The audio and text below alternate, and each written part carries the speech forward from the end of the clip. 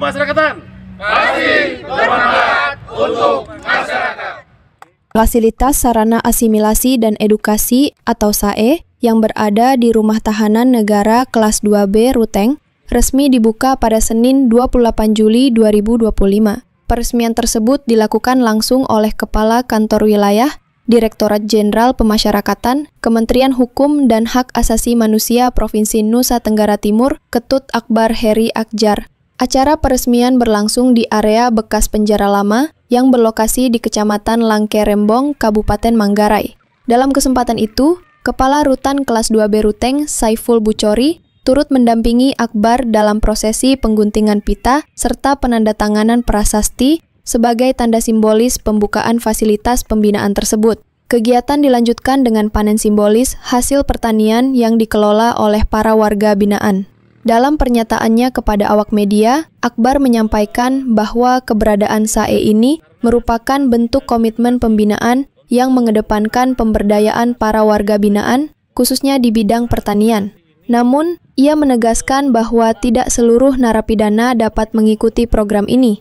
Hanya mereka yang telah menjalani setengah dari masa pidananya yang memenuhi kriteria sebagaimana diatur dalam Undang-Undang Nomor 22 Tahun 2022.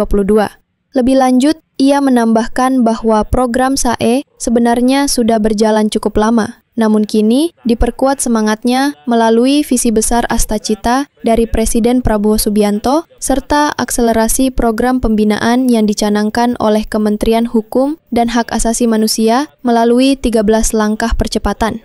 Program ini diharapkan dapat menjadi sarana produktif sekaligus edukatif yang tidak hanya membentuk keterampilan para warga binaan, namun juga mempersiapkan mereka untuk kembali ke masyarakat dengan bekal yang lebih baik. Jadi ini sarana asimilasi dan edukasi untuk Rumah Tahanan Negara Kelas 2B Ruteng. Ya, sarana asimilasi ini adalah tempat untuk memberikan pembinaan warga binaan yang memenuhi persyaratan. Ya. Setengah dari masa pidana sudah bisa dibawa ke sini. Ya, ini tujuannya untuk memberikan tempat pemberdayaan warga binaan untuk pembinaan dan untuk program Presiden Bapak Prabowo. Ya, ketahanan pangan dan 11 ulangi. Program Presiden Bapak Prabowo dan 13 akselerasi Menteri Imigrasi Pemasyarakatan. Ya, ini adalah tempat teman-teman untuk diberdayakan yang sudah memenuhi persyaratan, ya itu. Dan bisa dilihat walaupun di tengah kota, tempat ini harus dimanfaatkan maksimal, ya, termasuk sampai dari ujung dan kalau bisa di sini hasil dari sini ada lapak-lapak untuk tempat penjualan. Itu dari saya, terima kasih, dan pada hari ini kita buka tempat asimilasi dan edukasi. Terima kasih semuanya. Yang berada di tempat asimilasi itu sudah memenuhi kriteria, ya, sesuai dengan Undang-Undang Pemasyarakatan Nomor 22 Tahun 2022. Ya, ada persyaratan administrasi di sana. Setengah dari pidana, setengah dari pelaksanaan pidana sudah bisa ditempatkan di asimilasi. Ya, nanti di sidang TPP persyaratan harus ada litmas, harus ada asesmen.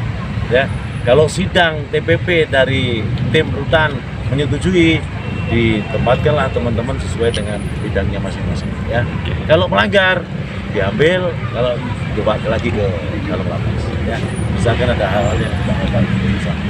Inilah peran masyarakat, pemeran pemerintah daerah untuk memberikan pembinaan kepada warga binaan. Itu sangat kami harapkan. Karena apa? Kami di lapas tidak bisa sendiri untuk melakukan pembinaan, butuh bantuan dari pemerintah daerah dan masyarakat. Teman-teman media bagian dari masyarakat, ya. Bantu kami juga untuk memberikan semangat kepada warga binaan, ya. Itu dari saya. Terima kasih. Dari Kabupaten Manggarai, NTT, reporter Paulus Nabang mengabarkan untuk Salira TV. Pemasyarakatan pasti bermanfaat untuk masyarakat.